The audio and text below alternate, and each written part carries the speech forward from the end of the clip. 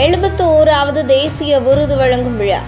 GV. Prakash, MS. Bhaskar, Urvashi தேசிய விருதை பெற்றனர். நியூஸ் 10 தமிழ் நேயர்களுக்கு வணக்கம். இந்தியாவில் சிறந்த திரைப்படங்கள், சிறந்த நடிகர்கள், நடிகைகளுக்கு 1954ஆம் ஆண்டு முதல் தேசிய விருதுகள் வழங்கப்பட்டு வருகிறது. சிறந்த திரைப்பட இயக்குனர், சிறந்த ஒளிப்பதிவு, சிறந்த இசையமைப்பாளர், சிறந்த ஒலி வடிவமைப்பு, சிறந்த பின்னணி இசை போன்ற பல துறைகளுக்கும் ஒவ்வொரு ஆண்டும் தேசிய விருதானது மத்திய அரசால் வழங்கப்பட்டு வருகிறது.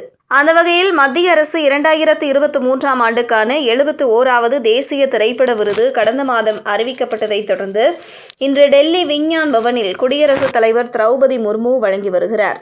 அந்த வகையில் தனுஷ் நடித்த வாதி படத்தில் சிறப்பான இசையை அமைத்ததற்காக சிறந்த இசையமைப்பாளராக ஜி.வி. பிரகாஷ் தேர்வு செய்யப்பட்டார்.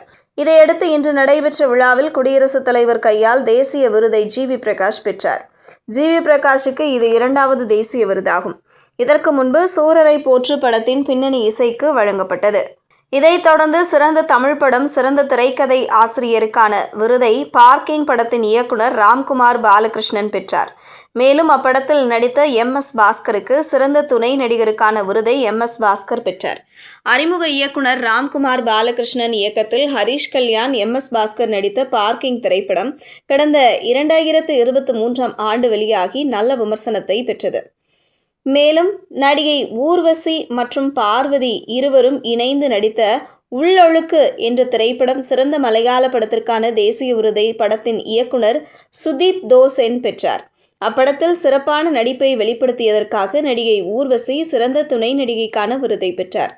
விருதை பெற்றவர்களுக்கு இணையத்தின் வழியாக பலரும் வாழ்த்துக்களை தெரிவித்து வருகின்றனர். செய்திகளை உடனுக்குடனும் துல்லியமாகவும் தெரிந்து கொள்ள நியூஸ் 10 தமிழ் சேனலை பின்தொடருங்கள்.